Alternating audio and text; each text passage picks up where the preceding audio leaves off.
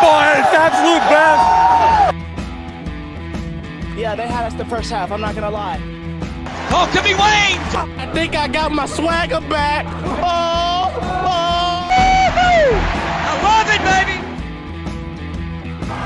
Them orange britches. Something about them orange britches. Tennessee wins! By Tennessee, Jawan Jennings.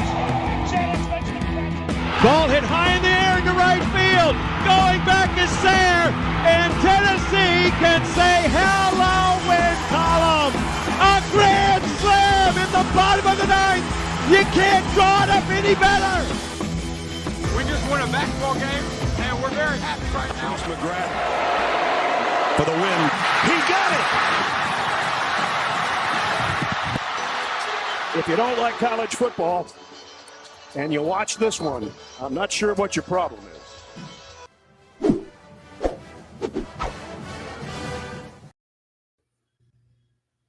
Reddit did to do, and welcome into More Important Issues. It is Thursday, June 22nd. I'm having to sit here and watch LSU and Wake Forest play in Omaha, so it's not necessarily what I would call ideal, but hey, it is. I refuse. You can't be disappointed in how the season ended. It's obviously disappointed in how it. Sorry, not.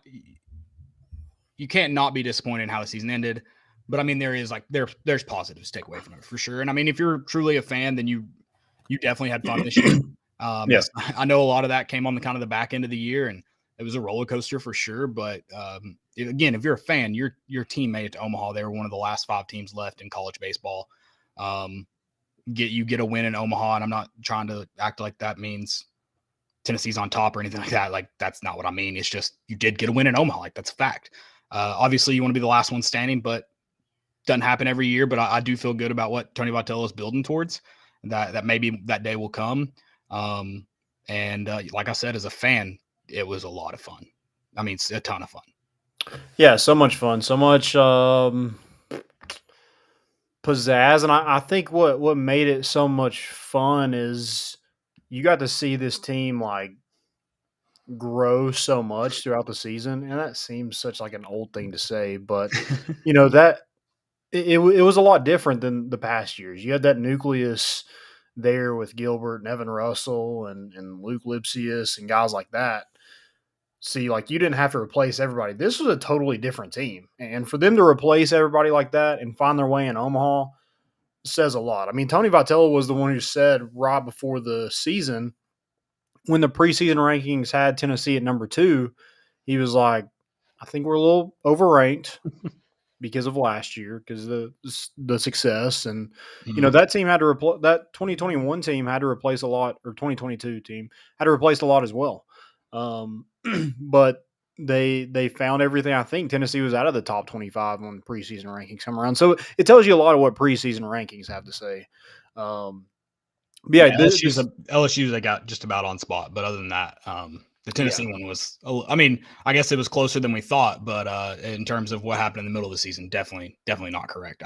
What are they predicting? That's my question. Are they predicting the final? You know, in college football, are they predicting the playoff, and college baseball, are they predicting Omaha? I guess it depends on what they're predicting on how good these preseason rankings are.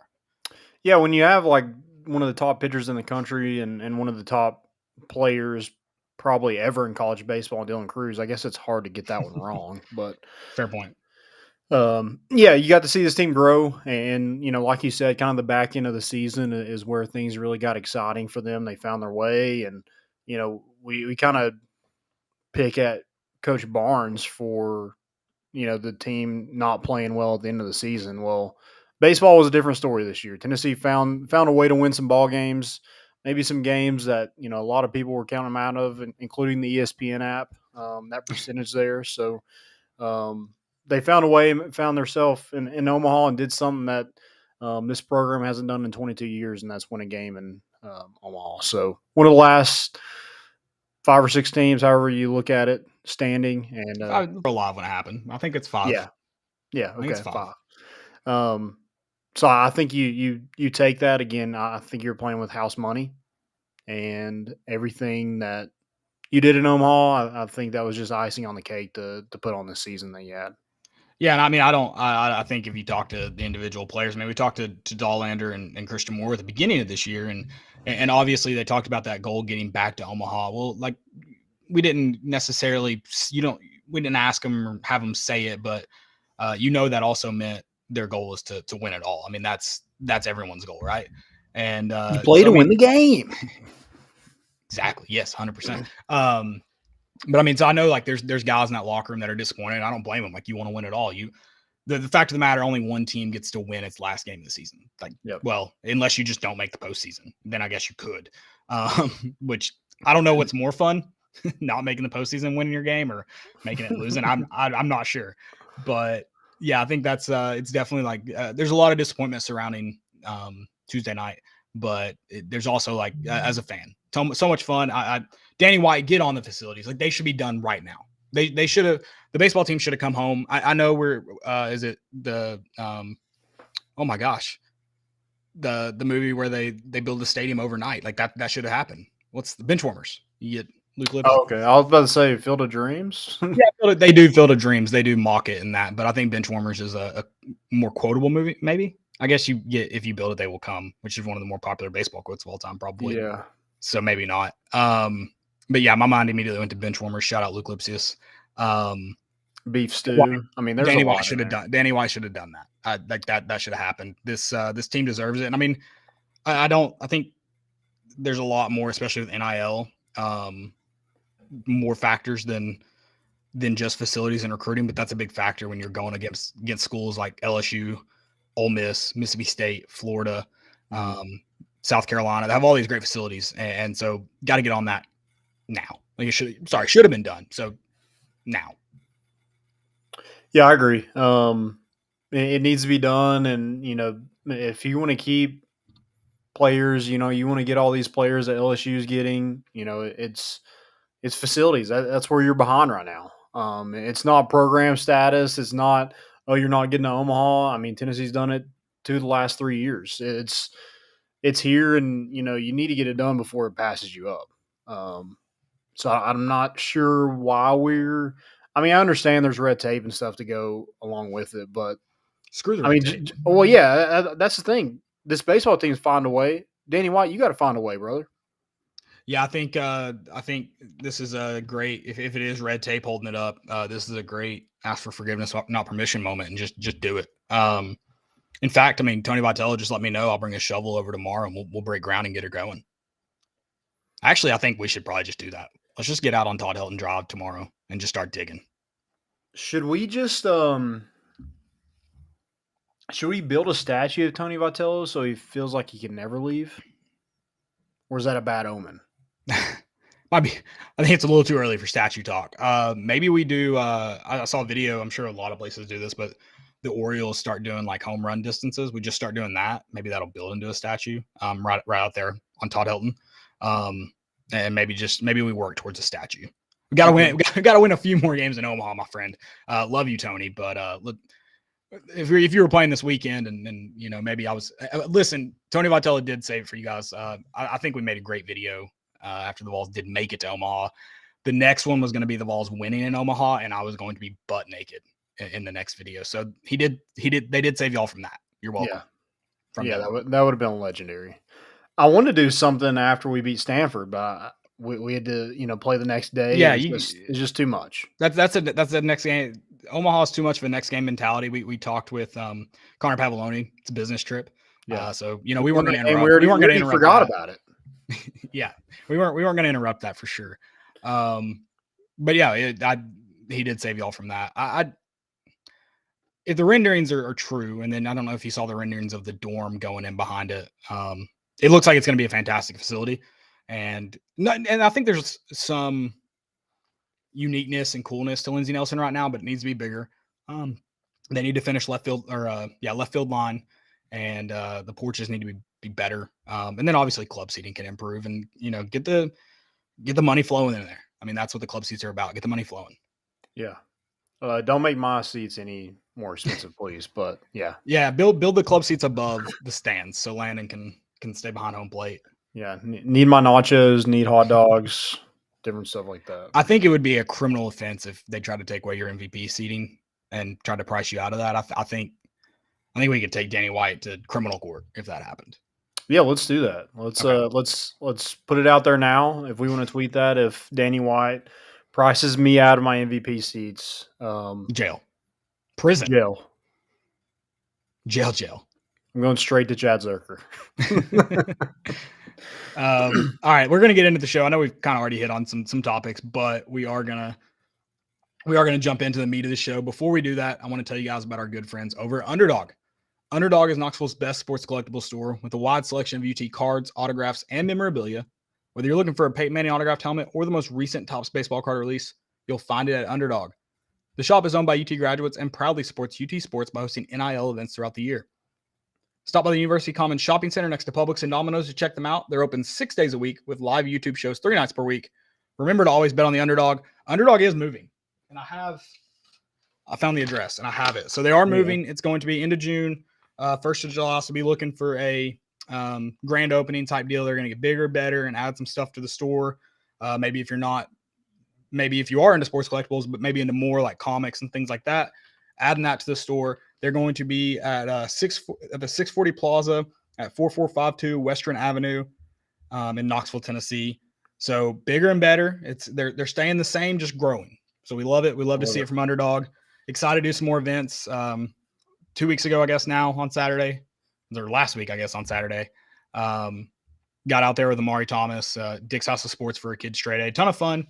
Great NIL event. Autographs up here somewhere. So great event. Excited to get more of those going. Shout out to Underdog. They're the best. They are the best. Love those guys. I was watching the card breaks the other night. Phenomenal stuff.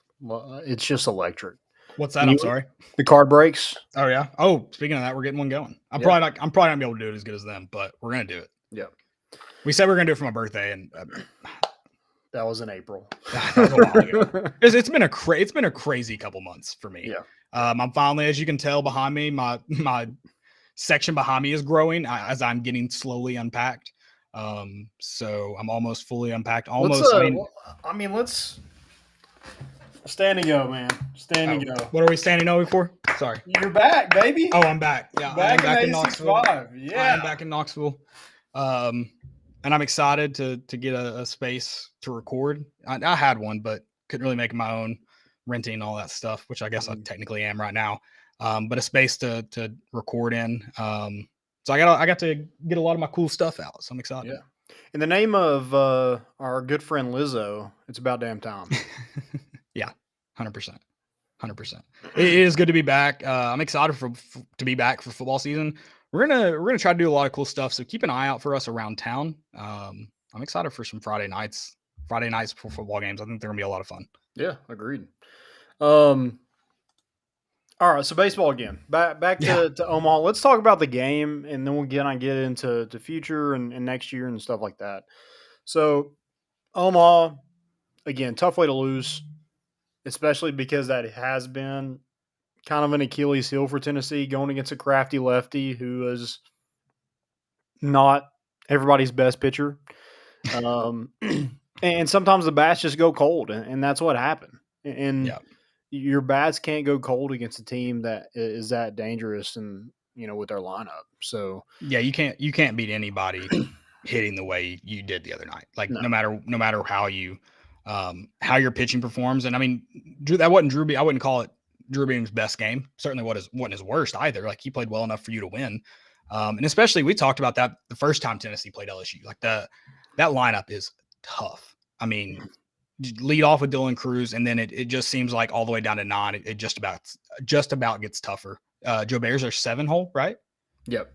I mean, just an insane lineup that is tough to pitch around. And so yeah, I mean, just not a night for your bats to get cold. And I'm interested. I didn't go back and watch a replay. Someone said, and this obviously wouldn't change the game if he had scored, but maybe the momentum and Tennessee's confidence. At first thought, I was like, oh, I should have sent Maui. Like he would have made it. You mean Cal? Do what now? Cal. Sorry. Yeah. It was Maui the other night. That's what people were saying that. Yeah. He would have gotten thrown out if Maui did. Sorry, Cal. And I saw some people on the replay. They were like, no, probably doesn't make it. And I don't know. And I'm also like, I said it at the time too, with Inslee coming up, I really didn't mind holding him up. Inslee's got plenty of RBIs on the year. I know he struggled the other night, which was unfortunate, but did you watch a replay of that? Like, have you gotten a second thought? I think he probably gets hosed. I probably would have sent him though. Okay. I mean, and maybe it's just like the way the camera flipped. It just like I saw someone saying that cutoff man got it as he was like a foot from third base. I was like, I don't think I didn't see it though. He was in the outfield, so Yeah. I'm thinking like if the cutoff man is in the outfield after he touches third, I think I'm sending. Yeah. Now again, it is your catcher. It is, Cal Stark isn't a burner by any means. And don't put that evil on my man. Yeah. So yeah, maybe not, but again, like Tennessee had their opportunities. Like, yeah, and I wonder too if that situation is different if it's not the third out, because you had 2 on, 2 outs if you don't send Cal. 2 runners in scoring position. Yes. So I wonder if that's different if it's one out or no outs. Mm-hmm. You just go ahead. You got to know the situation for sure. Right, because then you can kind of risk it there, saying, "Let me just see if I can get a guy in. I've got 1 on scoring position. If not, we're working with 1 out or 2 outs. Whereas if you send him and he's out, you're out of the inning." Well, I'm kind of in the boat of send him on third out. If it was no outs, I'm holding. You're holding them up. Yeah. Okay. See, I guess that's where I'm like, and that's probably the baseball way because you know baseball more than I do. I'm probably thinking though, if it's close, let me hold up and let me give the next guy up a chance to get him in. Mm-hmm. Whereas if it's none, I'm like, let's see if we can score here. I think I think my aggressiveness changes based on that, but I'm sure you're following the baseball way, which maybe it's like blackjack. You've read the Vegas book. You got to think outside the box here. I don't know. Maybe I'm totally wrong, and that's why I never ended up as a baseball coach. I don't know. I just feel like, well, and to say, I think a lot of people were criticizing that moment. I don't know if there's a right or wrong there because it was so close. I think Tennessee's made a lot of base running errors this year. I don't think that was one of them. To say all that. Yeah, I think the sending Maui was questionable for sure. Yeah, especially with that wind, which that's another thing. I mean, we're going to have this huge like College World Series. We can't get a better field where there's no home runs because of the wind. I hate that. Yeah, and but here's the thing: if that was the case, Tennessee would have lost that game by more runs. For sure. I mean the one from Tommy White I think is close. Mm-hmm. The one from Dylan Cruz is deep. Yeah. And if that wind's blowing the other way, that ball's gonzo. I mean, that thing was like, it was amazing. It was keeping those flags at full staff, my friend. I mean, those things were blowing in. Yeah. Yeah, just tough. I mean, Tennessee had their opportunities. Hunter Inslee had 2 chances to make something happen with 2 outs. It just seems like every time Tennessee got a runner in scoring position, and a lot of that is because they can't do small ball. Right. Not great at bunting, not great at getting them down. Just couldn't move runners, and it puts you in a bind, like you saw on Tuesday night. If you can't do anything with 1 out, no outs, you can't move runners like that. Mm-hmm. You're not. It's not in your favor to do it with 2 outs either. And It just seemed like every time where Tennessee had an opportunity, it was with 2 outs, and they couldn't get anything done. Yeah, for sure. It and you didn't get any of that 2 out magic the other night, which hurt you. I mean, that let you be. That's what this team has been all year. Yeah. So when that magic wasn't there, that you at least I'm sure that I'm sure a lot of the fans, I think I saw a lot of tweets about it. Just kind of took the wind out of the sails. I'm sure it did for the guys in the dugout at times too. I mean, you saw Tony flipping the bar stools. He was trying to get people fired up. I was also going to the decade of dysfunction. Yeah, and I mentioned like that defensive play wasn't like poor by any means. There was a point in the game where, and man, I really wanted that double play to get turned because the announcers, first off, they were like, "What are you doing?" And they're like, "Well, Canvin Sewell can get guys that hit into double play, so maybe that's why you do it." And I'm like, "No, that's why you do it. You just answered your own question." They're still trying to, which I get it. Why would you bring Seth Halverson out of the game? And I don't disagree with that. But if you do square up Seth Halverson ball, I mean, you got a chance to go yard. He's throwing it hard.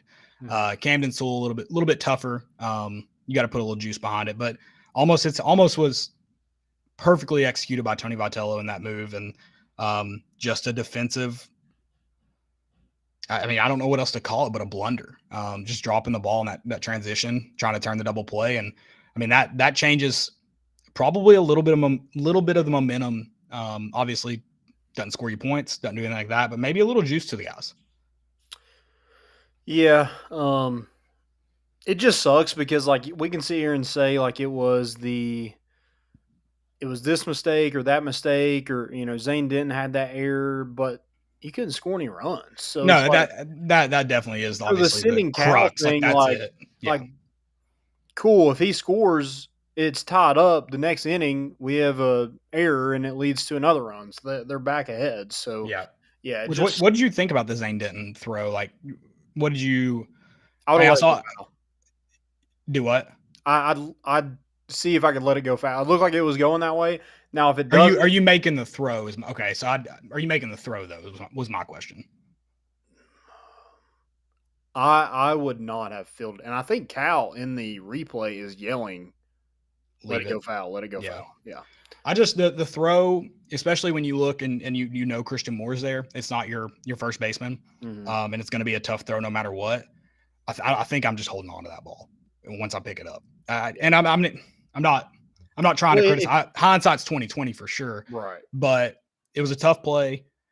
You would have to make a perfect throw, and then you've got a guy who is not your first baseman trying to make a really tough first baseman play. And I think I'm just eating that ball and keeping that runner on third. Yeah. Yeah, I agree with that.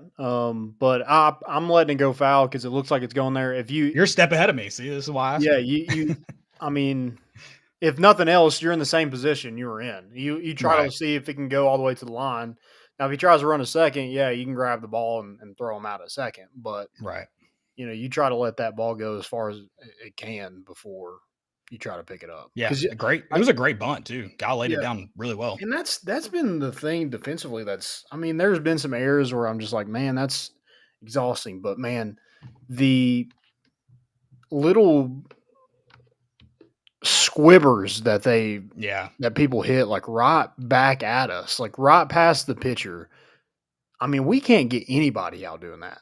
I mean, that I would be coaching all week that I know we're playing Tennessee and just have them bunt or hit it out off the end of the bat or just stuff like that. It just seems like it happens so much to us. And maybe it's just because I just watched too much Tennessee baseball. I definitely think that's part of it. But even watching the College World Series, I've watched, I think I've only missed a game or two, and it still just feels like it happens to Tennessee. And again, that may be the fandom part of it too. But I mean, that Clemson game that Maui tries to barehand that ball and throw it, like that play, I feel like hasn't happened to a lot of people, and we get screwed by that, like that little squibber to first base, and could be an easy out if that ball has a little more juice on it, and it just can't happen. And so definitely feels like some unfortunate things have gone Tennessee's way this year. Went Tennessee's way this year. I guess we can talk in past tense now. I had a beautiful Omaha balls up there, ready for tonight. Now it's just 72 days. So many memes ready. 72 days until it's football time, and Tennessee is now up there. But. So many memes ready, but didn't get to use them. I had let's see what I have. I had a picture of me on top of that tiger, but I put Tony Vitello's face on it. Oh, you should. I think you should have left you. You wrote it, not Tony. I guess Tony would have wrote it if he had gotten that win. I put Jay Johnson's face on Brian Kelly when he puts up the L. It's just tough. I mean, they're just sitting in my photos right now. I gotta delete them. we got memed pretty good by LSU, unfortunately. Yeah. Well, I mean, a lot of chat back and a lot of chatter back and forth, little gamesmanship. It's fine. It's what happens when you lose. You just got to eat it. But it's definitely fun. NIL is definitely helping them out. That program's got a lot of boosters to bring in some of that top. And I mean, it's got to help Jay Johnson, that especially if they go on, get it to the final and then even win, just helps more. But to handle Paul Skeens the way he has, and then how well he's pitched, that's got to be a boost for him.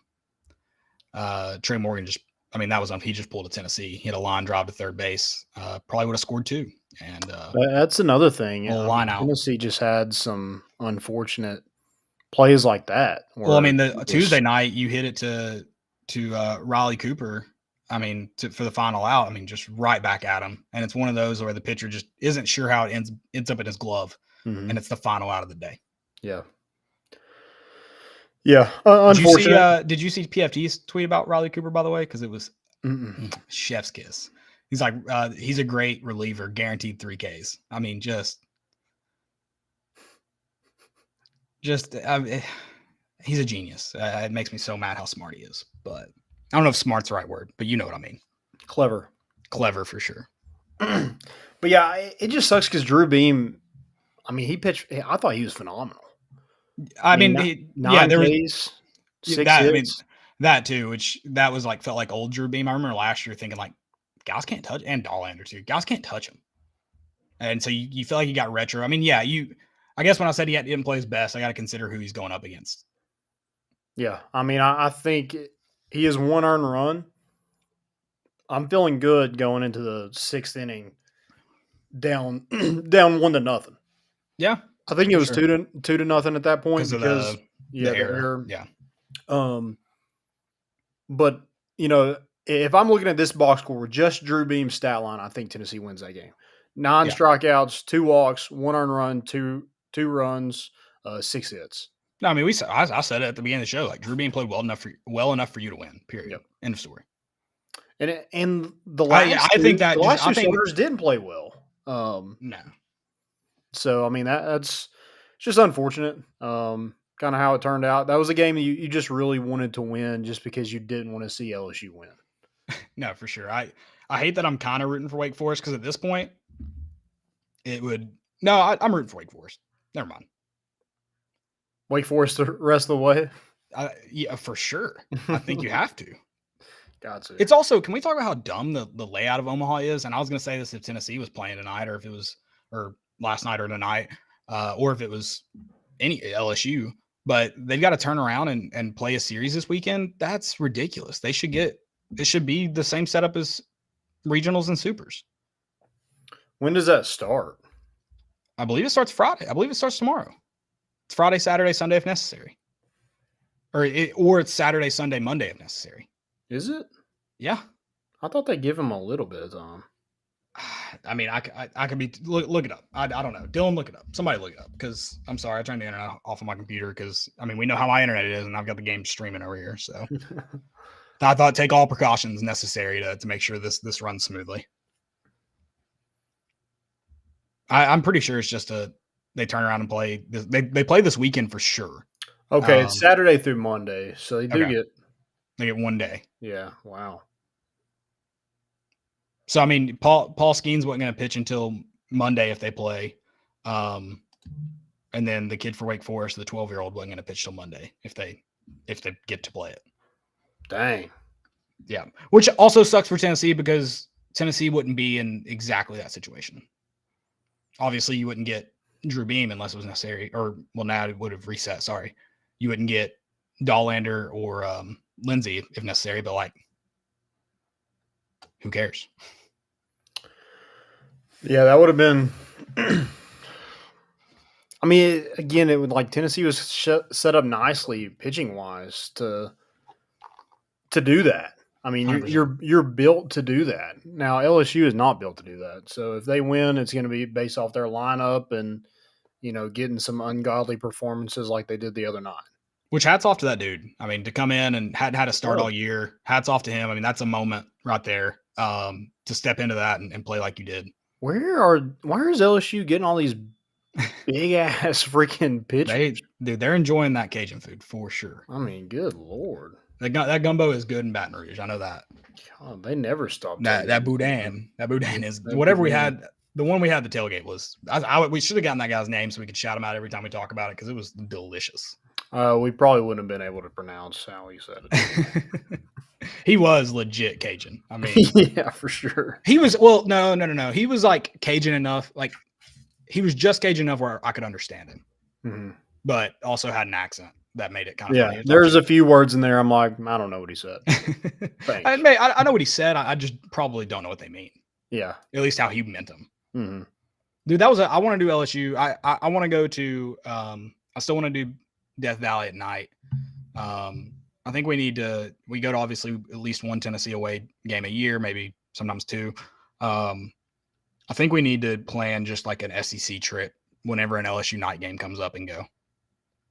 And I think it would honestly be a little more fun if we did it a game we didn't have stock in, because then we can just enjoy the trip. Yeah, but imagine if we beat them that night. That would be. That's obvious. Like this year would have been great for a night game. I mean, obviously the environment's a little bit different. Probably doesn't start the way it does. I still think Tennessee wins. Go Vols. Mm-hmm. But it would also be fun, I think, it'd be fun to do both. But I think it'd be fun to go to an environment like that where you can just enjoy the environment. If you walk away losing, you're like that. Because a lot of fans are going to probably disagree with this because of the just hatred for that night. I've never seen Williams-Brice Stadium the way it was when they beat Tennessee. And it was a great environment. Credit to them. I hate them. Oh, I hate them with all my heart. But their student section was in it that night. Their fans were in it that night. It was a good environment. Well, I'm glad they were in it because Tennessee's defense sure wasn't. No, every bit of passion they had that night, Tennessee's defense left in Knoxville. Yeah. It was a complete shift for sure. I mean, and that's like Williams-Brice will never be. It wasn't even LSU during the daytime, but it was a good environment. Yeah, away games are fun. Away games are fun, and it's just like it's almost. I mean, we said it after that South Carolina game. It was like we had the best time up until game time. So it was like for sure. It was like we couldn't have won. Like the we already won too much that weekend. Yeah, they were definitely not on our side for that. You didn't even get to go bowling the night before. We got to go bowling the night before. What did I do the night before? You all weren't in. Oh yeah, we came down that day. That day, yeah. Also stayed in the nastiest Airbnb I've ever stayed in my life. I mean, my hotel wasn't good, and it was a Marriott. I was I thought if you stayed at Marriott, you stayed at Marriott. Nope, not the case. Did you stay at or no, Marriott? It was not. Isn't Marriott, isn't that the Hyatt hotels? Who's Hyatt? Hyatt's Marriott, right? Don't look it up. I'm pretty sure it is. You said it at Hyatt? Yeah, it wasn't bad. It wasn't bad, but like it was not Marriott Hyatt level for sure. You didn't have a tub. I did have a tub. You did have a tub? Oh, gross. No. As a no. There's not, I mean, yeah, I guess I don't stay in a ton of hotels that have tubs. That was one of them, though. I don't stay in a lot of hotels. Yes, you do. Well, not as much as like I feel like some people do. Like every time people stay in a hotel, we stay in Airbnbs a lot. Those are who's Hyatt owned by, Dylan? Because Hyatt is like a part of somebody. Because I'm in the rewards club. It's not a Hyatt rewards club. It's someone else's rewards club. Is it Hilton? I don't think it's Hilton. I swear it's Marriott. If I have to look this up, Dylan, me and you, I'm driving to Nashville tonight. What was I gonna say? Oh, I've gotten sick of the Airbnbs. I need some input here. I need some supporters. I'm sick of being like having to clean up after myself when I leave. It's a Hilton. It's Hilton? No, they're not. No. I think it is a separate thing. And I got rewards for that trip. So maybe I stayed in a. All right. I hate you guys that I'm having to do this. Yeah, it is its own thing. I know it's its own thing, but like they're all owned by. I know it's like because it has its own title. Anyways, let me see what I can find out here. But yeah, I'm sick of having to clean up. Like that's stupid. I don't want to have to take the sheets off the bed, load the dishwasher. I pay $150 cleaning fee or whatever it is. That should be included. Am I crazy? I mean, I agree. And for the most part, you know what you're getting. I mean, Airbnbs, like, they became a thing because hotels were so expensive, but now, like, Airbnbs are getting more expensive than hotels. I mean, yeah. That's part of it too, is they are starting to kind of balance out for sure. It is its own thing. That's crazy. I thought it was a part of, I swear I use like a Marriott rewards. I don't think I'm a part of They got you. I don't think I'm a part of any. I mean, it wasn't expensive, but I don't think I'm a part of any other rewards club. Because on that one, I'm Dr. Caleb Mitchell, and they've never called me doctor when very disappointing. I'm a Hilton guy. So. Of course you are. I think I am, Dylan. Is that Hilton? But anyways, yeah, it's just I shouldn't have to clean up after myself when I leave. I'm not saying I'm leaving the place filthy. I shouldn't have to strip the bed. I'm even okay loading the dishwasher. Like, that's totally fine with me. It's stripping the bed that drives me nuts. I shouldn't have to strip the bed, start a load of laundry, all that crap. That's stupid. Do the whole cleaning. Yeah. Like and like even like I'd even do cleaning stuff that I don't have to do. Like, I'll wipe down the counter. Like, I don't want to leave it a mess, but I shouldn't have to do maid services. Yeah. Also, I do want to give a shout out. I am pissed that we had to strip the bed and all that crap. But the one we stayed at in Knoxville for Dylan's wedding, the cleanest shower door I've ever seen in my entire life. It was incredible. Yeah, it was. Even after you use it, like it fogged up and stuff, still just crystal clear. It was amazing. No tub. No tub. Big ups for Landon. No tub. Yeah, 100%. Let's go to. So we have some questions regarding returners. I didn't want to talk about, because I think that's big to get to Omaha again. You mentioned 2 out of 3 years. Very few guys on this roster were a part of that team, and if they were, they probably weren't playing. So that's big, I think, to get guys there and experience that. And hopefully when you get there next year, you have veterans that know Omaha, that are familiar with Omaha. Trying to. I have it somewhere. Maybe I don't. Well, just tell me who's returning. How about that? So I saw a list that was just not accurate. Yeah, so somebody had Andrew Lindsay. Andrew Lindsay is like a top 200 prospect. I doubt he's coming back. And he's kind of an older. So I mean, if you're going to go ahead and if you're up there in the draft, you're going to go. Right. You're going to go ahead and get that started. So Valde Long said, transfer portal news, ? Are we going after anyone, losing anyone of importance? Transfer, I mean, I guess we'll see who leaves. I mean, no one big up to this point. I think the biggest loss has been Alex Stanwich, who stepped away from the program before the semester started and entered the transfer portal. You know, it was due to personal issues, so I don't hope everything is fine there. But yeah, entered the transfer portal. We've heard rumors about Chase Burns, but dude, as a pitcher, how are you not wanting to pitch for Frank Anderson? That and like the role he found this year, I think that just benefits you more. Like you have, because I don't think Tennessee would be afraid to start him next year if they need to.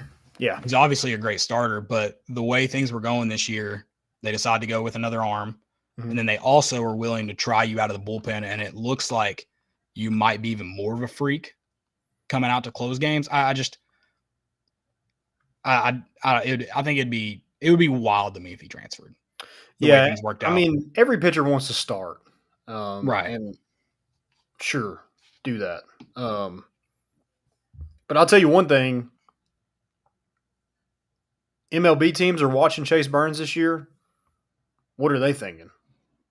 Yeah, I think they were obviously before, probably even before Clemson. Well, I don't know, probably before Vanderbilt, I should say. Even when he's not starting, they're probably still thinking he's a starter. He's a starter. Yeah. He's a starter.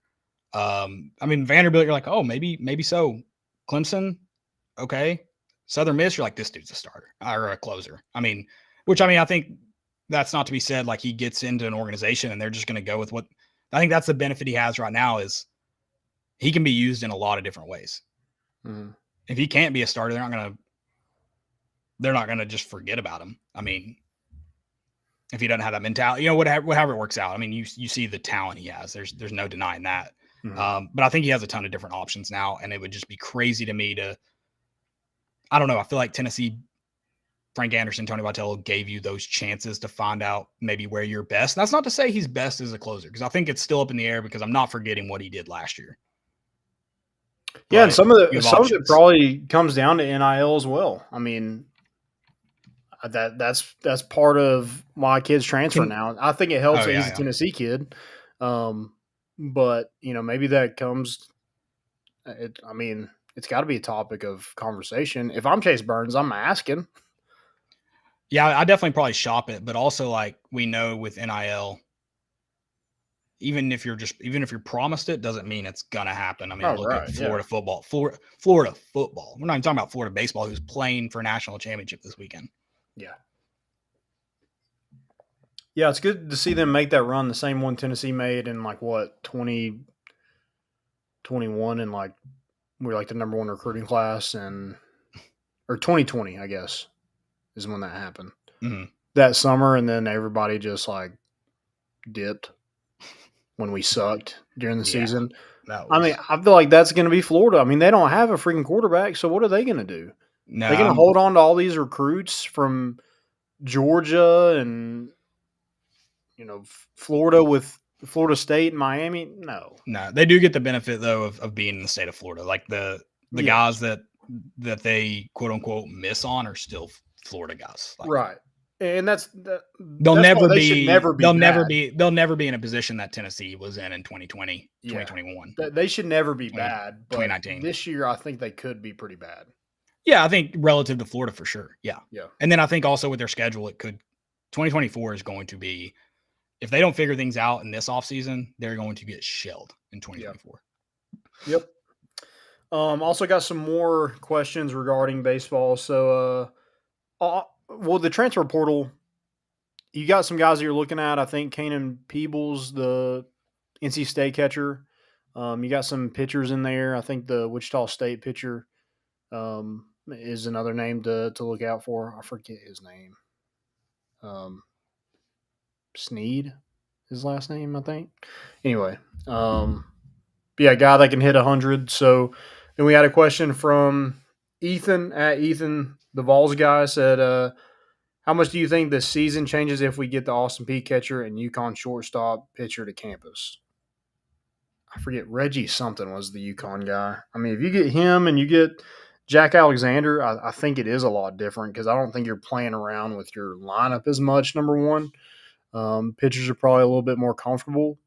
I think they had to get used to Cal Stark because I think everybody was set on Charlie Taylor being the catcher, and then it was Cal Stark. So I think the comfortability there took a while to get right, especially then it was SEC play. So right, not the best time to be changing up your catcher, but that I think it is different. But I mean, the reason Paul Skeens didn't come to Tennessee, well, one of the reasons, I shouldn't say LSU is landing people at will. So, right. But Tennessee had 3 All-Americans. Yeah. It's starting not pitching. Great not a great outlook. And a guy that's coming from Air Force, you don't know exactly how that's going to turn out. They didn't know they knew Chase Dolander was good. Right. They didn't know, coming from Georgia Southern, how well that would translate to the SEC. So you couldn't really just give him hey, yeah, you're going to be our Friday night guy. Right. With what you had coming back. So that's part of it. But yeah, I think it is different. I think catcher's a position that you have to look at. You have to. And I think defensively, Cal Stark gave you a lot this year, but you've got to find a guy that can do both. And I think defensively, the catcher position can improve as well. But you got to find a guy that can give you something in the lineup too. Yep. And I think Peebles was a freshman All-American as a catcher at NC State. So that would be a big get if Tennessee could get to land him. And then we had some more questions. We had a lot of questions tonight. Okay. Ethan says, transfer AJ Russell or Wyatt Evans as a Sunday starter next year. I mean, I think you got to move Drew Beam up, but I do love Drew Beam and the cream, so maybe we don't wear cream on Sunday anymore. If Saturday that's cream the case. Sounds not terrible. Friday cream sounds a little dirty. Let's keep it on the weekend, full weekend if we do it. Okay. Yeah. And then Burns, and I think it's AJ Russell. Now Wyatt Evans maybe could be that. We just didn't see him this year. But I think the way AJ Russell, I mean, he was a freshman All-American. You gotta ride that horse, and he looks like he's got the stuff. You know, he pitched in Omaha. The moment didn't look too big for him. I mean, he's a dude. I mean, he's going to be a certified dude at Tennessee under Frank Anderson. Yeah, absolutely. He'd be my favorite, but you know, you could land a transfer. You could, you know, we didn't see Wyatt Evans, but my favorite right now would be AJ Russell. Yeah, I like that. We also got a yo from Will Mabry. Will Mabry, you're welcome on the pod anytime. Let us know. Will the Thrill, baby. Come on. What are you waiting for? Will the Thrill. My God. We'll have our people talk to your people. We'll make it happen. How about that? Yeah. Dude, I'll never forget when I think Luke Lipsius hit a home run and Will Mabry was just over the fence in the bullpen, like cheering. There's a picture of it somewhere in my phone, but it was hilarious. It had to be nice to get every single home run from a guy hit right at you. I mean, was there a Luke Lipsius home run not hit in the Tennessee bullpen or over the Tennessee bullpen? Yeah. And dude, we would have got so many Zane Dentons as well if every pitcher wasn't left-handed they faced. Right. Good God. I mean, I didn't even know there was this many left-handed people in the world until Tennessee had left-handed batters and then struggle with left-handed pitchers. It was unreal. For sure. But yeah, returners next year. Let's talk about that real quick. So Dylan Dreiling, Kavaris Tears, Hunter Inslee. I think you got to look at those to be your Reese Chapman's another guy they like in the outfield.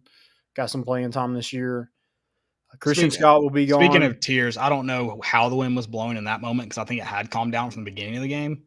But he gave that ball an effort there, that final out. Yeah. Dude, I mean when he hits it, it's barreled. Yeah. It's going somewhere. He was close. I mean, he caught it at the warning track. Yep. Jared Dickey will probably be gone. I just don't see him back. Right. Maui's gone, which, dude, I know Maui got a lot of hate this year, but the dude showed up in Omaha. Yeah, and he's kind of that same boat as Christian Moore, that play there at second in that game. Like, you know, there were a few small mistakes, but he also made so many big plays at short. Mm-hmm. Yep. Yeah, he's a really good glove, and you know we heard that from the offseason. I think it got him. I think the SEC was an adjustment for him, in general. But you know, you always saw the talent. Right. Now the strikeouts that's got to be cut down, especially if you're going to be a leadoff batter. But other than that, I mean, he hit over 300. I mean, that's hard to do in this league. And, and I know it's not 400, but you're not playing in Kansas anymore. We're not in Kansas anymore. Yeah, this ain't Kansas. But yeah, those guys. I mean, Drew Beam. Hopefully, Chase Burns is back. You got AJ Russell, Xander Sechrist, our guy. I think Kirby Cannell has another year. Zane Denton could potentially come back and use that COVID year. That would be big for Tennessee if they're able to keep him. Griffin Merritt will be gone. Christian Scott will be gone. You still got Cal Stark. So, I mean, like, you have a good portion of your lineup back. Right. Minus, you know, Jared Dickey's going to be the toughest one to replace. Right. And I'm not taking anything from anybody else, but and a lot of talented pitchers return too. Yep. Like you do lose some, but you return quite a bit. And your top guys from last year, Christian Moore and Blake Berkerback. Mm-hmm. So yeah, you have a lot to build on. Again, land some transfers, get that roster settled away. Maybe find you a couple more pitchers to replace. I don't see Halverson back. I just don't. Did you mention Zane Denton? Because I didn't realize he had the chance to come back. Yes. Did you? Yeah, I mentioned him. Okay, sorry. I said that would be huge if he did use that COVID year to come back. So yeah, we'll see. Well, let's go to favorite moment. We've been on baseball for a while. We have. I think for me, easy favorite moment Thought it was going to maybe be a turner for the season. Obviously, remained a roller coaster. But that first, you get a walk off against Vanderbilt. Tears Drawling, and then Griffin Merritt to walk you off. Two big moments from freshman, redshirt freshman. And then it was completed with a sweep too. I mean, Tim Corbin, that's my D. Yeah. Also, every Vanderbilt fan talking trash about Tennessee after losing Omaha, which, like, fair, rivals come at us, but please remember you did get swept by this team. Please remember that. And also, your season ended in Nashville, which I guess is fun to have your season end at home, but your season ended well before. Yeah, in a regional. So, yeah, there's no more of that. Oh, Notre Dame beats you in the Supers. You lost in a freaking regional. Yeah. Hey, at least it was at Homeland, and they all got to sleep in their beds that night. Good for them. There you go. Yeah, in Brentwood or somewhere. No offense, Dylan. Complete offense. Yeah. I like Brentwood, though. Yeah, they're having, tons of cool raps.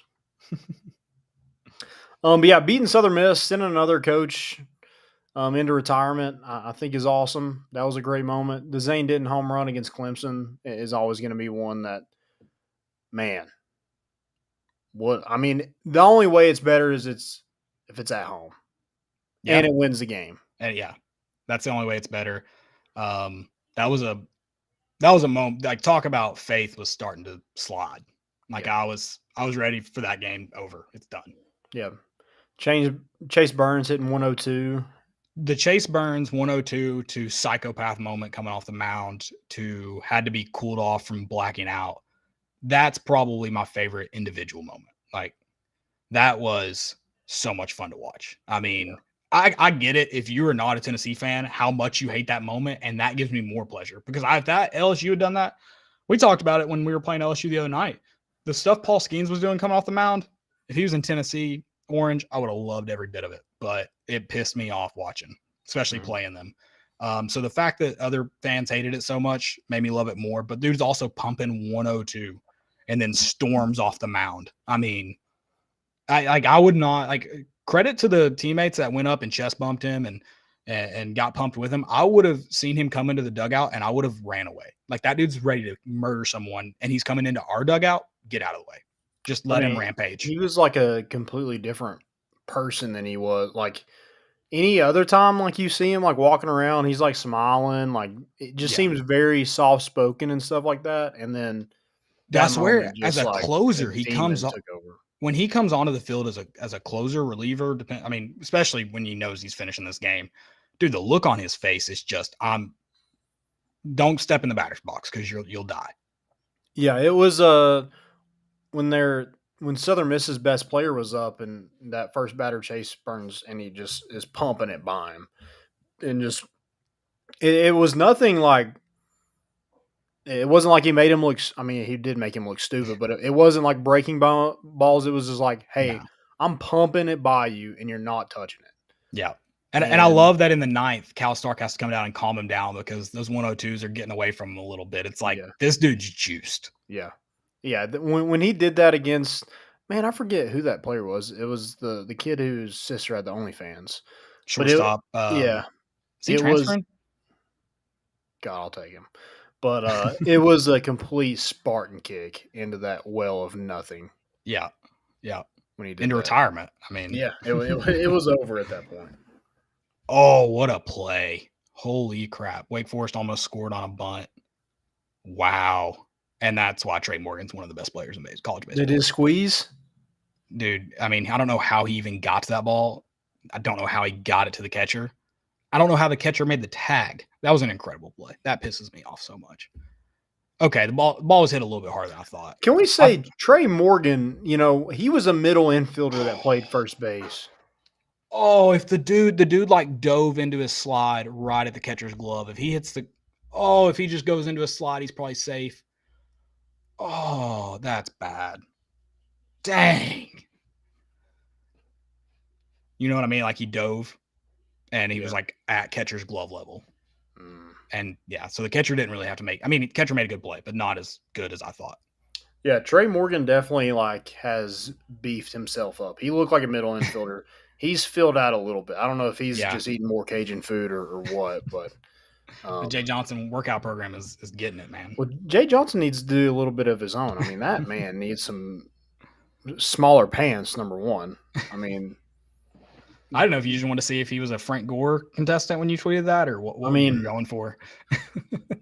get somebody. Is there anybody in Louisiana that can hem some pants? I mean, good God.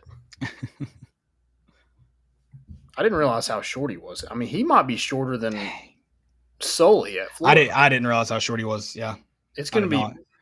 So explain to me too what happened. This is a game I didn't watch. Florida and was it Oral Roberts that they ran out of mound visits? I don't know that rule. You don't know the rule. You know what I'm talking about, though? They ran out of mound visits and then had to make a pitching change then. Yeah, when they didn't want to. Yeah. Okay. I think it might be. So here's my question. You can run out of mound visits, and Clemson didn't run out of mound visits and or offensive timeouts, which I didn't know was a thing in our game, because I just have a hard time believing that. Yeah, I don't know that. I don't know the rule on that. Because it seems like what Tennessee does is Frank will go out, but if Tony goes out, you're getting pulled. Right. So I don't know what that rule is. I know what Tennessee's rule is. It's Frank and then Tony's coming. If Tony's coming, you're out. I would love to see Tony walk out and not change. See if it ever I wonder what that would do to the mentality. I feel like that might boost you up a little bit as a pitcher. If the head guy comes out and you don't get pulled, you're like, all right. I want to see who's has a more like swift walk. Like he's like the fastest walker I've ever seen, besides my dad. So I'd love to see them like in a walking race to see who can walk the fastest. I don't know if we can make that happen. Tony, right? But there's only one. Like after a game's over, like as soon as that third strike is out, cheer a little bit, high five, woo. My dad is like to the car. I'm like, I'll meet you there. I think it was Georgia Tech. After the Georgia Tech game, he hung around for a while. Yeah, he will sometimes, but like especially the midweek games when he's just like, I gotta be at work at 5 a.m. Yeah, it's a let's go. To get out of there. Yeah. Love it. All right, some recruiting real quick. Recruiting, man. What a time. I don't know if anyone else's Google does it. It's probably some extension I have. Sometimes it just doesn't let me search, so I'm not able to figure out that rule right now. Did you run out of searches? Yeah, I keep hitting. I'm feeling lucky. Not feeling lucky now. Have you ever used that that thing? I don't think so. I don't even know how it works. I don't either. All right, let's talk recruiting. There's a lot on campus this week. Holy crap. Yeah, so many guys on campus. I think 3 5-stars. Mike Matthews, Jordan Ross, Elijah Rushings. So, I mean, yeah, there's a ton of guys on campus. I think I have a list somewhere. I do. We tweeted a lot. Yeah, Mike Matthews, Elijah Rushing, Edge Jordan Ross, 4-star defensive back, DeMello Jones, running back, Braylon Russell, offensive lineman, Bennett Warren, wide receiver, Mari Jefferson from Baylor School, offensive lineman, William Satterwhite, wide receiver, Terrell Anderson, and offensive lineman, Ronan O'Connell. So those are just the targets. And then you got commits, Peyton Lewis, Boo Carter, Marcus Gorey, Idris Farouk, and Gage Ginter. So tons of guys on campus. I think it is good to kind of have a little mix in there for commits and targets and kind of interact with the commits and stuff like that. And I think it's also big to get – I mean, you get Boo, he commits, and then he goes on his official visit. So I think that's big. Mm-hmm. You also landed Jordan Burns earlier this week, the 4-star linebacker out of Atlanta, Georgia. Pace Academy, 6'1.5", 215 pounds. Auburn was in that one, Vanderbilt, Georgia Tech. He's just – I mean, you look at his picture, the dude is stout. Big dude. Stout. Right. And then you land a 4-star offensive lineman, Max Anderson, out of Texas yesterday. So really big for those guys to make it official. And, you landed some 3-4 stars in less than a week. Right. Sorry, I'm trying to get my new mic position. Trying to get comfortable. I'm not loving this. No, I like the way Tennessee's trending right now. Like you said, I think it's always big to get guys that have committed in the mix. So I like that this is you got both, and I mean that's pretty much always the way it is. You always have at least one. But yeah, I think it's big to talk to guys who are obviously verbally committed, but also hopefully mentally committed, and want to get other players there with them. Yeah. Yeah, big weekend again, and I think this is the last big weekend until the dead. I think the dead period starts next week. I think you're right. It does. I would assume it follows high school, and I know it starts Monday. Okay. Yeah. So yeah, I want to get these in before that dead period starts, and then you really. I think June is when you see a lot of people take the visits, and then July they're back at home, not able to. They're just kind of sitting there and going over the decision, and that's when you see a lot of people come off the board. So yeah. Which I'd be interested. Sorry to kind of stray away from the recruiting topic, and maybe it follows recruiting, and that's why it would never change. I've always thought dead period should be between school and summer, essentially. So day school ends, or like pick a day at the end, maybe more Memorial Day, and the dead period should follow those 2 weeks, because most guys, especially in high school football, spring football is pretty late, anyways, usually. But if not, they've at least been lifting and doing stuff in the spring, or they've been at baseball or track or soccer, stuff like that. And so I think it would benefit everybody if dead period was the first 2 weeks of summer. I don't know. It just feels weird. You got guys in the weight room for a month, and then they're going to take 2 weeks off where they're not allowed in the school weight room or doing things with the coaches. And then they got to come back for 4 weeks, and then the season starts. Talk about from a safety standpoint, doesn't sound very safe. Yeah, that's kind of. I'd like to see the logic on why that is the case. Yeah, I'm with you on that. I'm for more. I think like after the season, there should be like a. I guess there is. Is there? I think there is technically you have to take like a week off from activities. I think from your last game. I believe there's a rule. Yeah. So yeah, I agree with that. I don't know. It just seems I'm with you. I would like to hear the logic because I don't know it. Mm-hmm. But I think given kids that time where they get to kind of just breathe, because they've been hopefully they've been focused on kind of wrapping up school. And so to give them that 2 weeks, I think would be great. And then also they don't just get 2 weeks off randomly in the middle of the year or in the middle of their summer workouts where they're trying to get ready for the season. Yeah, I think it'd be beneficial for everybody. I don't know what the logic is behind the rule and why it's placed there. I think I'd even like if they just did it a week at a time. So like a week in June, a week in July, like a week in early June, and then a week in early July, rather than 2 consecutive weeks. Yeah, I'm thinking of it like in college. I feel like there should be more dead periods just for coaches. Right. Yeah. Because recruiting sounds freaking exhausting. Well, that winter dead period's pretty big, isn't it? I mean, it's close to a month, isn't it? I mean, could you imagine spending most of your nights having to call freaking 16, 17, and 18-year-olds? That sounds miserable. Yeah, if I could coach in the NFL, if I was a college coach and I could coach in the NFL, that's where I would coach. Yeah. And I know, I feel like you get paid more in college. Well, I guess the head coach will get paid more than NFL coaches. I would assume so. I think if you're a position or if you're a coordinator or head coach, depending on the program, let's say SEC, you're probably getting paid more. Yeah. But yeah, the hours are a lot different too. And I mean, there is a different aspect to it. Some people probably, because you're almost coaching high school, but because talk about the age group, but you also get a little bit of it's better, obviously, in some aspects, but yeah, the time. Yeah. And I feel like you have maybe more control over your roster, and I guess you do. Definitely do. Definitely.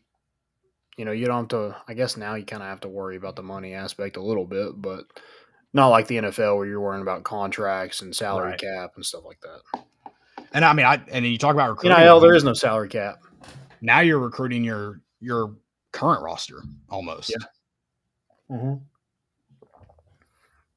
We do have a question about this a little bit. So Tennessee Roadie asked, how does Josh Heupel recruit so well? He's him. What do you mean? He's him, exactly. Now, I think that should be a knock on Butch Jones and Derek Dooley and I think a little bit with Jeremy Pruitt. I think Jeremy Pruitt tried to take almost like a Moneyball approach to some of the recruits, and I think some of them like it worked out. Alontae Taylor, I think, is like a good example of a guy that was maybe under scouted. Is that the right word to use? But I think Tennessee's always going to be able to recruit itself. It was kind of interesting hearing Amari Thomas talk about like how some of his teammates talk about Tennessee, maybe some that didn't even grow up in Tennessee. Like everyone knows the power T. Everyone knows what Tennessee was. So I think there's a level of that's helping. And then he also won football games this year. Winning football games, beating Alabama, beating Florida, beating LSU at LSU, those things help. Yeah, I think you look at it from like, I guess when he started recruiting most of these kids, and it's like, I mean, he recruited them when basically there was nothing to recruit them to. Right. And the fact that he's built it up in such a short amount of time, I mean, you have to, if you see Josh Heupel on your caller ID, you're like, I got to answer it. Yeah, I think he's pretty much to that point. Yeah. I don't want to speak internally just because I don't know. And like we've learned with like Butch Jones and Jeremy Pruitt, like you never know, even when things look good. All I'll say is it does seem that guys enjoy playing at Tennessee right now, whether that's, because of Heupel or because of something else. Like guys do seem to be enjoying it. We know with like social media and just how much easier it is to talk to people, like those, whether not even just on campus, the guys that are currently on campus are able to sell it to the guys that are getting recruited intentionally, unintentionally, whatever it may be. So I think I think social media this age can either help you or hurt you. And I think it's helping Tennessee right now. Yeah. And I think it's a culture thing. Again, like I'm not there every day. I have no clue, but it just seems like the fact that you're winning all these football games and guys that aren't having a huge impact aren't jumping in the transfer portal. Yeah. I think it kind of tells you a lot of, people do enjoy being a part of this program and want to be a part of it. Yeah. And I think we do have a somewhat of perspective, obviously not the recruits that are like about to commit, that are getting the calls every night, getting reached out to every night, but guys that are just like starting their recruitment, fans kind of have the same, if you can remove yourself enough, have the same point of view for a moment as them. Like you see until they get on campus, you see the same things they see. Like, so, I mean, that's about as far as you can go before that. But yeah, from that perspective, I think, like you said, Josh Heupel calls, you're gonna answer. Or Rodney Garner calls, and Rodney Garner's a huge aspect. I'm glad I kind of brought that up because how's Josh Heupel able to recruit so well? Guys like Rodney Garner specifically. Yeah, I think it's all about kind of relationships and building on those, and obviously winning football games definitely helps. And that's the end all be all too. Sorry to interrupt your point. Like you can do a bunch of those small little things right to help you recruit. You got to win football games, and that's what Josh Heupel did this season. Yeah, it's a big combination, and that's a big part of it. But yeah, it's a combination of relationships, winning football games, proving that you're building something. Yeah, and offensively, I think a selling point now is offensively. Hey, come play in this offense. You're going to score a lot of points, score a lot of touchdowns. Hey, come play defense. We need your help now. Yeah, you do. The only problem with that is we had that. I mean, Jeremy Pruitt said after Vanderbilt in 18, like, if you want to play, come to Tennessee. Obviously, that's not a super effective recruiting tool, so I'd like to see some development from defensive players. And I mean, I think like Byron Young going third in the draft, like that's a big boost. Obviously, you already had Rodney Garner at that position, but I think with the way Aaron Beasley's kind of turned around his play since Heupel's arrived on campus, like that's a good selling point. I'm interested to kind of see what the secondary can do, but Willie Martinez, I know a lot of people don't like him, and I mean, I'm not like a huge Willie Martinez fan, but he's gotten some guys to campus and developed some talent that should be a pretty good point of hey, come here. They got to do it now though with this roster for sure. Yeah, I mean, I think like if you built a pyramid, you have to do these little things right, like relationships are in there. Your inside culture and development, all this, and then at the very tip top, which is like, if you don't do this, it doesn't matter, and that's winning football games. Is like, I don't even think it's a heavy enough top that it can collapse everything. But it's the very tippy top, I think, of recruiting for sure. Yeah, winning football games get you in the door, and then I feel like relationships, culture, and stuff like that is kind of your closing. Yeah, maybe it's like the cornerstones and the tip top of this pyramid. I don't know exactly how it works. I just know that it is both the thing, like you said, that get you in the door, and it is at the end of the day, it's the end all be all, because you can only sell a vision for so long. Mm-hmm.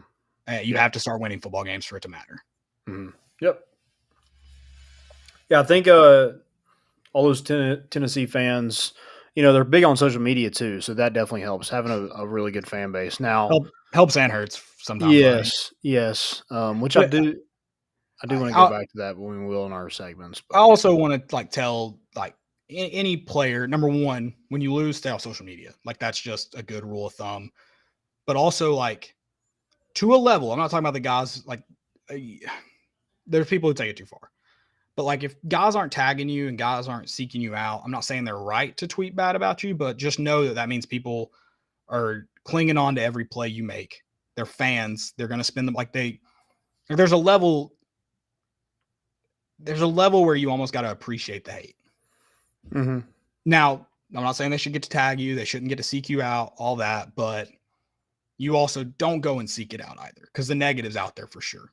Don't go seek out the positives, because you'll find the negatives. And it's just, I don't know, it's one of those things. It's unfortunately, having fans is always going to be a double-edged sword, because it means you've got your haters, and sometimes your fans are unfortunately haters. And I'm not saying that's right, but it's just the way it is. You want people to pay and come to that stadium. Unfortunately, there's going to be people who think they get to say whatever they want to you, and I don't think they should. But it's never going to stop, especially in this age of social media. Just appreciate the good ones. That's it. Just appreciate the good ones. You get the best of the best, and you're also going to get the worst of the worst. You get the guys that tweet at players, and guys that I don't know how, but they're still saying Josh Heupel can't recruit at Balls Picks. I'm blocked on every account by him, so can't see his dumb stuff. Yeah. Nice. I haven't seen him in a while. Maybe there just isn't a lot that he can just come out and. Well, after that South Carolina game, I did block him on the More Important Issues account because he would just reply to everything we tweeted with something negative, or quote tweet it with something negative, or have something bad to say, which we're obviously fans. And so not everything we say is going to be positive, but there's going to be a lot more positive than negative. And I was just sick of seeing his crap. If you're going to be that negative on someone else's page. Bye-bye. Yeah. I mean, when I see stuff that's so negative, part of me just wants to pump sunshine and just be like, yeah. And if you're negative, sometimes I'm not going to block people who are negative on our post if I don't see them every single post. Yeah. It's the Vols picks with he had to have it at one point. He had to have notifications on. Mm-hmm. Every single tweet would have something negative under it by him. Yeah, if Josh Heupel would have had a better quarterback last year, we would have beat South Carolina. He would tweet stuff like that. I'm sorry, I'm going to say it. Yeah, if Josh Heupel had Jarrett Garantano. Yeah. We made it 14 days. 14 days. 14 days. Damn. Sorry, I took my headphones out for whatever you said. So 14 days, though. That's a lot. That's probably a record. I got this new chalk pen since I've been using chalkboard so much, so it's pretty nice. So yeah, this will be easy now. I said it'd be easy, and I just drop this thing. Go a little fancy one. Oh, sorry, we're on 0 now. Whoops, I'll put in 1 tomorrow. Or if Jeremy Pruitt had Hendon Hooker, who credits Jeremy Pruitt, he did recruit him, but you got to keep him on. You got to stay on campus, brother. He wouldn't have used him. Not if Garantano was there. There's not a chance. He would have had freaking Hendon Hooker, and we had been running 2 tight end sets all the time. Yeah. No, just being listen, if you're going to appreciate Jeremy Pruitt because he's just a football guy, that's fair. But that doesn't make you a good coach. I'm a football guy. I would be a terrible coach. So you just at least admit that for me. I just love that Jeremy Pruitt wanted to, run power football, and his two running backs were Eric Gray and Todd Chandler. Yeah. I mean, that's just unreal. And I get it. You want to play your system and all this, but like at some point you have to accept like these guys aren't your system, my friend. Yeah. Yeah. You don't have a Derrick Henry in the back. Dude, and how nice would it have been? And I'm not hating on any of the guys on this roster because I mean they were a huge part of this year. But how nice would it have been to have Eric Gray and Henry To'oTo'o on this roster? Who? Wanya Morris. Who? Are we doing a bit right now? Yeah, never heard of Okay, all right, that's fine. I didn't know if I needed to repeat myself or. Hey, it's just business, Caleb. But I mean, honestly, like, let's just be honest with ourselves. I mean, I'm okay with hating him. I don't know. Henry To'oTo'o would have tried to fight Hendon Hooker before a game, but exactly. Yeah, just like would have been nice. And I do want to mention too. I don't know if you saw LSU got their sanctions handed down. They get postseason probation, which isn't a ban. Yeah. So I'm not exactly sure what they have. Les Miles did get 37 games, 37 wins removed. Oh, well, that stinks. Yes. They not getting removed from that championship, or they already had that? I don't know. But they faced 8 level 1 violations. Tennessee has 17? Yeah, quite a bit. Yeah. Will Wade did receive a show cause. And then they had some combined stuff. They did not. So he gets a show cause. What does that mean? They were not noted for. It means for someone to hire him, they have to show cause on why they should be able to hire him, I think. So what's McNeese State going to do? Because he's coaching there. They'll have to show cause or fire him, like we essentially did with Bruce Pearl. Yeah. Okay. Cool. But yeah, I don't. So they weren't noted for lack of institutional control. But these both they happen in 2 separate programs. That seems like at the end of the day that comes down. This only happened in Tennessee with 1 program, not 2. So I don't know how Tennessee could be noted for lack of institutional control. Well, hey, when Tennessee found out, we fired everybody. Right. When everybody knew Will Wade was doing it, he freaking got caught on a wiretap, and he was still the coach at LSU.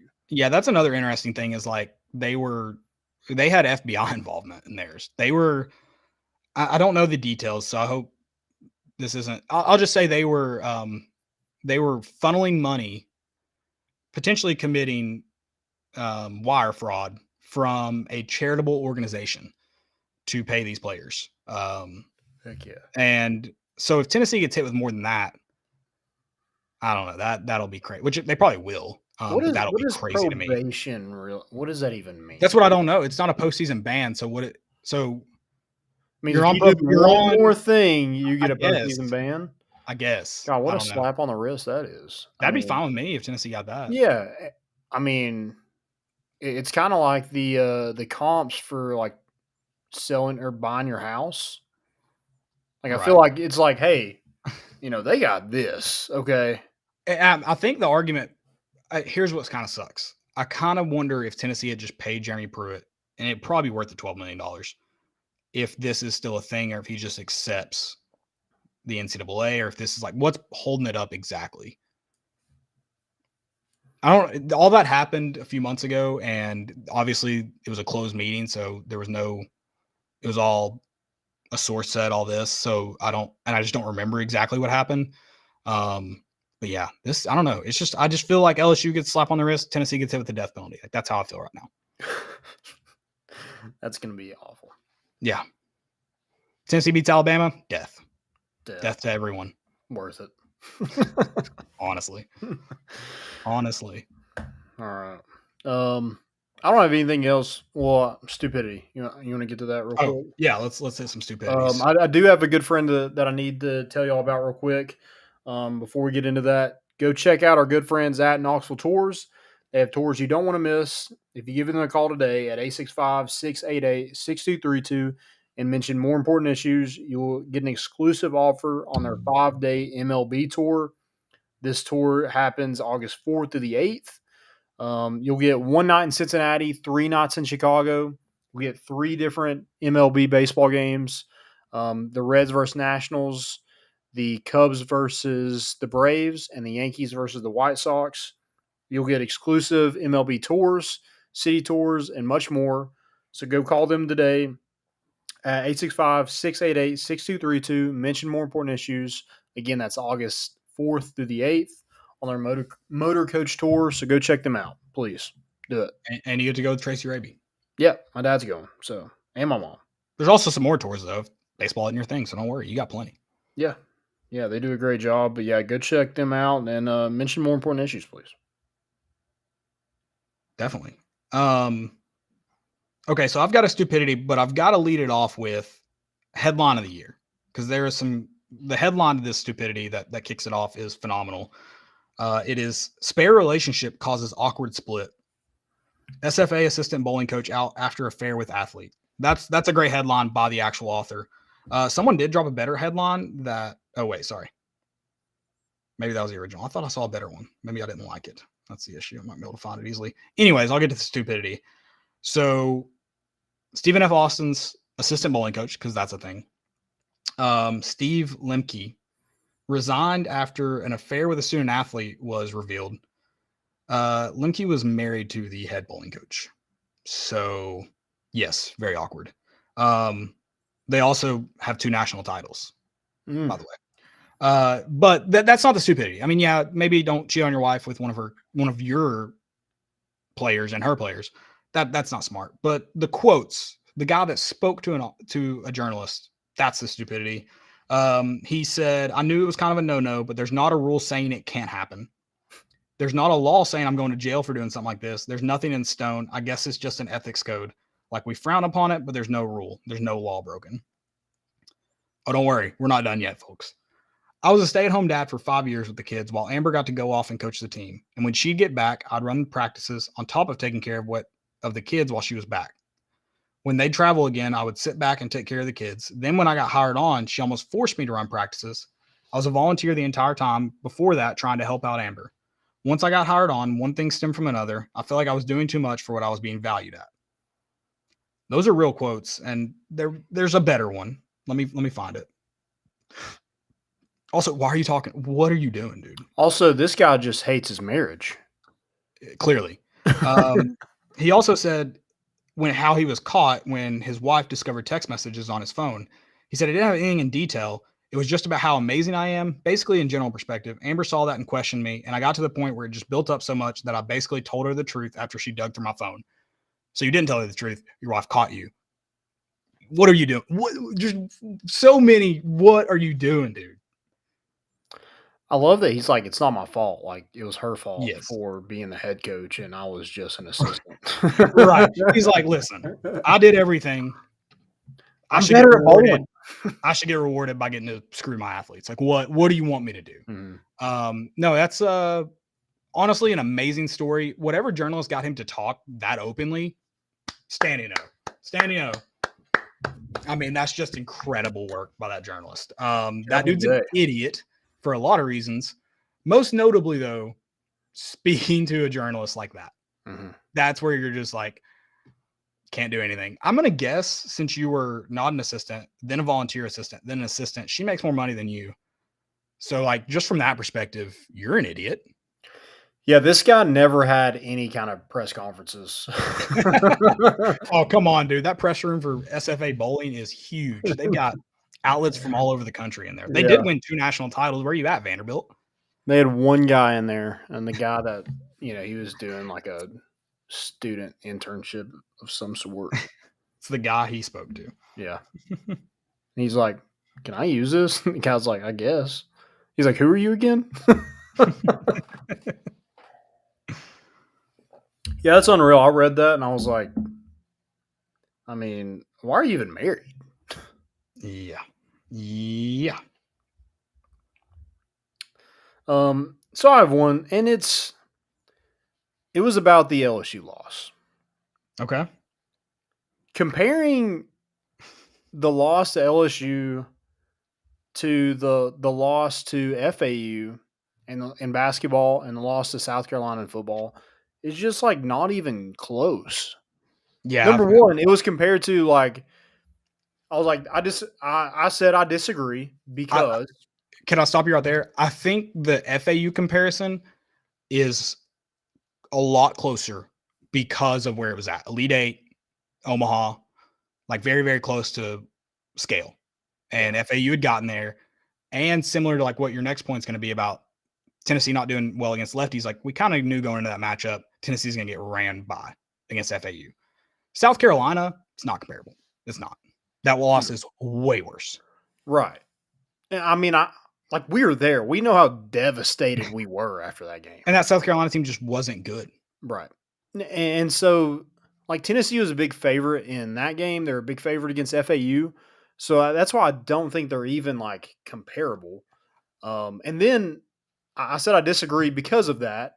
Right. And then I was in they were, like, comparing it because of the pitchers that we were facing. Which at the same time, they are on a number 2 ranked team. Mm-hmm. Right. They were the number 2 overall seed. Is that right? Not number 5, maybe. Oh, they're number 5. Okay. Regardless, number 5 overall team. Like the dude he's not a scrub. Right. I know he hadn't started, but he's not a scrub. Right. And it's like we're not even comparing like we're comparing 2 games and we're comparing the loss of because of a player. Like we're not even like they're not even related. Right. So I think that's dumb. And again, like you got to look at like where Tennessee was. Tennessee was not favored to win that game, even on some betting sides. Yeah, I know minus 1.5. Yeah. Yeah, but it like even that it wasn't like both teams to win. It was like minus 115. It wasn't like a huge favorite. Tennessee was a huge favorite against FAU and was a huge favorite against South Carolina. Yeah, and I think, like I said, because of the moment where the teams were at, I think FAU's somewhat close, and the kind of the way it happened too, in the sense of like when you saw they were pitching a lefty, you knew where Tennessee's troubles lied. Like I think that is a comparable place in the season to lose, but also like I think Tennessee losing to Southern Miss would have been way more comparable to FAU than LSU. 100%. But I do think those, because of the situation, were close. I do not think the Tennessee South Carolina is even in the same ballpark. Yeah. And I'm talking Lindsey Nelson ballpark. Like the field isn't that big, and it's still not like. And both of those, like the FAU and South Carolina, suck so much because you had everything laid out in front of you. All you had to do is take care of business. Yeah, I wouldn't consider that being laid out in front of you. Yeah, I mean, I think I was excited to see a different pitcher besides Paul Skeens, but Tennessee also lost to LSU without Paul Skeens before. Yeah. I was excited for Drew Beam, but I also knew like that lineup's monstrous. Like it's not going to be just a go cruise Beam kind of day. Mm-hmm. Like he had to throw 9 strikeouts and it still wasn't enough. Yeah. So, yeah, I just don't understand the comparison at all. I mean, if you just want to compare it from like a hitting standpoint and how disappointing it was, yeah, I think pretty even closer to FAU. Not close to South Carolina. Not remotely close. Still think FAU loss is worse and South Carolina was way worse. Yeah. Yeah, I agree that losing to Southern Miss, I think. Losing to Southern Miss would have been almost spot on for the moment. Yeah. Almost spot on. And I even think like if you're going to compare teams, I think I'd probably say I'd probably say Southern Miss would be worse than that because I think Southern Miss was like a lot of people were kind of high on them. They've got a good program. FAU kind of came out of nowhere. Not in the season, but as a program came out of nowhere for last season to happen for them. Obviously, I think they won 33 games going into that. I'm not talking about that season. And even then, you wouldn't necessarily put that team in the Final Four. But they were probably closer to being a team that beats Tennessee in the Elite Eight than Southern Miss should have been to beating Tennessee in Super Regionals. Well, I kind of I feel like Tennessee and Southern Miss were closer than Tennessee basketball and FAU. In terms of like talent and where they were. Because like Southern Miss was a borderline host. Yeah, that's fair. So, I think it would be a little different if Tennessee lost to them at home. That would have been Right. That would've But been cheating. but I also think when you look at it from a baseball perspective and you know that's it's a series, 3-game series, Tennessee's pitching should have been far and away better than like it should have won 2 of the 3 as well. Yeah. Like I think I don't know. I think it's an interesting. But yeah, I'm with you. It's South definitely Carolina's much more. in a- It's definitely much totally more different. comparable. Yeah. Yeah. And I mean, we're talking about Tennessee being in the Elite Eight in basketball. I don't know. It's just, yeah. And Tennessee being in Omaha in baseball. Yeah. It's just. To a team like let's call a spade a spade. Watching that team this year, I mean, we were thinking, do we even make the postseason at some points in the season? Yeah, there was parts of that definitely. So We talked about like getting through that window, jumping through the postseason window, and then you were on the verge. You did almost crack hosting a regional. Mm-hmm. Yeah. And you should have hosted a super. Like that's just ridiculous. Yeah. But yeah. Yeah, Maybe we should have told them they should have hosted Omaha too. Maybe we should have told the team that. Yeah, about like why is this game being played in Omaha? Oh my gosh. Wake Forest almost caught at the wall, a homer in the top of the 10th. That's another thing. After a loss, I feel like some Tennessee fans would benefit by not getting on social media after we lose. Or just therapy in general would be good. And I'm not saying that meanly. Like we could all use therapy. Yeah. Just go talk to someone. Maybe talk to someone that doesn't have a dog in the fight just to put it into perspective. Right. It's almost like I almost don't want to do it, but it's almost nice talking to someone that doesn't care because they can kind of like put you in your place a little bit. Because like the FAU loss, I didn't sleep all night. Like I could not sleep. I was so mad. And then I had to wake up, go to work the next morning, and I was just a zombie and was not focused and kind of got like, like what happened? It's like I care too much about Tennessee athletics. And like that's dumb. I don't disagree. I'm an adult. I shouldn't be acting like a child, but it is what it is. But it put it in perspective for sure. So I have one more stupidity, and it's Jordan Love. Okay, yeah. Go ahead. What were you going to say? I was just going to go at another radio personality since we're doing this. And Brian Rice, I love you. I've got to call it. Like you said, we're going to call a spade a spade. He tweeted, "Some guy has covered Tracy Chapman's song Fast Car. It's not only an affront to music, but I'm pretty sure a man singing that song is a war crime." Okay, I have a couple takes on this. First one, Tracy Chapman's Fast Car, goated. Great song. Luke Combs is the only person that should cover that song ever. It's phenomenal. Yeah, it's great. It's incredible. And also a man singing it, I was with you until I heard Luke Combs sing it. My stupidity on this part is not that take. I don't think the take is that bad. Except the man singing it. That's the only part of the take I'll disagree with. The other part I'm going to have to call stupid. Luke Combs has been on College Game Day.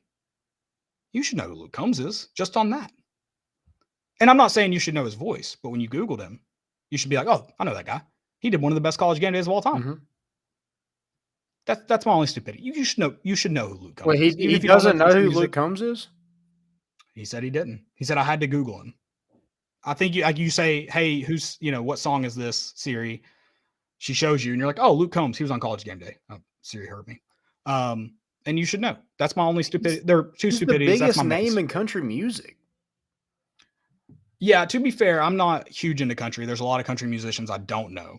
Luke Combs, Lainey Wilson, of course, I know. Morgan Wallen. I wanted to say Lainey Wilson.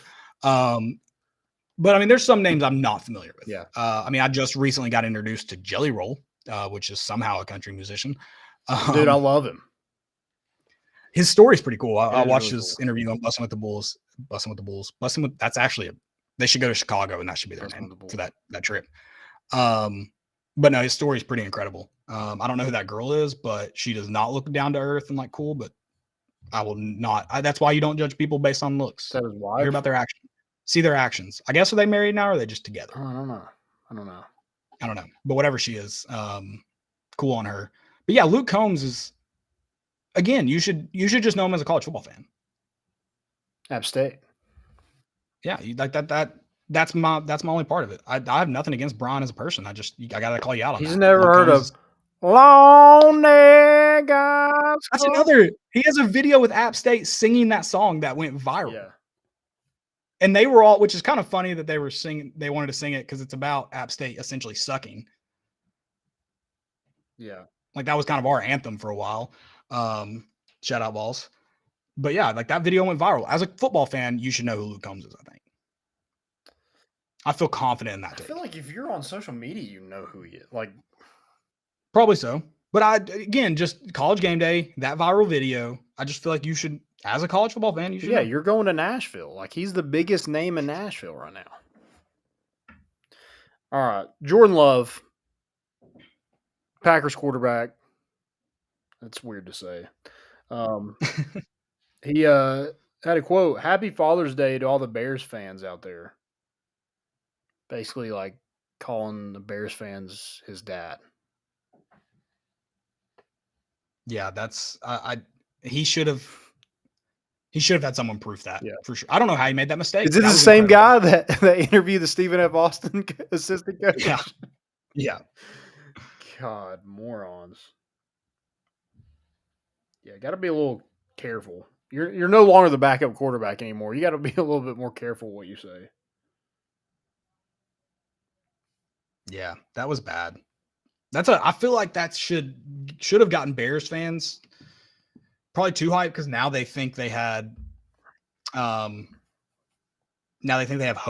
And I don't know if they do, but the quarterback calling you all his daddy should give you more hope than maybe you should have. So that's good, I guess.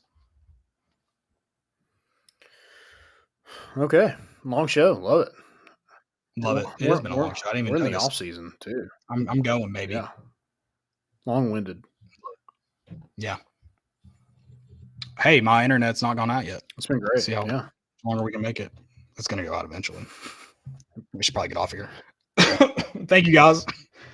It's been fun. It's been real. It's been real fun, too. We will be back Sunday, I reckon. Yep. And we'll be back the Thursday after that, and then the Sunday after that, and the Thursday after that. This is episode 470, guys. We are creeping up on 500. We need to sit down sometime, and we need to plan. I don't want to promise anything big, but I'm wanting something big for 500. It'll probably be on a night that's not a Thursday because like that episode's going to go long, I hope. Oh, for sure. I think if we time it right, we'll be pretty dang close to the Alabama game, which would be fun. Especially if it's an away game. How many people can we interview in the hot tub in an episode? At least one. At least. Minimum one. Yeah. We're not going to set our sights too high. But yeah, we've got some other exciting stuff kind of working. We're trying to bring content. We like doing it. So hope you guys like listening, watching, all that good stuff. If you are listening to this on Twitter right now and you didn't get to listen to the full thing, you don't want to go back and watch on Twitter. We're also on YouTube if you want to watch. We're also, for our friend, was it Brody that didn't know? We're on Spotify, Apple Music, Google Play. I think we're on Amazon now. Mm-hmm. We're on all of it. Like wherever you listen to podcasts and music, we're there. Like we're right in the middle of it. Yeah. Go check us out. We should do a soundtrack. We should. Yeah, let's do that. We should do a rock band soundtrack. It's us playing rock band. We should make an album. We should make an album of us playing rock band. And then we should have an album release party. And have like red carpet and stuff like that. Can you do it? Will you do it on Rock Band with me, or is that idea like no go? Oh, I don't care. I don't care how we do it. I think it'd be almost funnier to hear like when we mess up on guitar, that screech. I think we should add a Luke Combs song in there. We definitely add a Luke Combs. We got to do Kenny. I know we hate Kenny, but like Back Where I Come From, something like that. Does it fall? That's a good one. Friends in Low Places. I'm sure we'll get hit with a copyright. Shout out to our friend. Call him Baton Rouge. We called it. We got to do it. Dixieland. We're doing this. I don't know how we get those songs on Rock Band, but we're going to do it through Rock Band. David Allen Coe. Got to do that one. I know somebody. I'll get someone on it. Yeah, let's do it. Guys, thanks for listening. I don't know where we got on that tangent, but yeah, I love it. I love it. Have a good Friday, good weekend. We'll see you back on Sunday. It's the off season, so I have no clue what we're going to talk about the rest of these 72 days, I think, until football season. Talk about special stuff. We're going to have an interesting episode. I don't even know how we're going to do it yet exactly, but we've got something I think will be fun. It'll definitely be fun coming up. Yeah. Go check us out. Stay with us. Love you guys. We're bringing the boat in, and we out.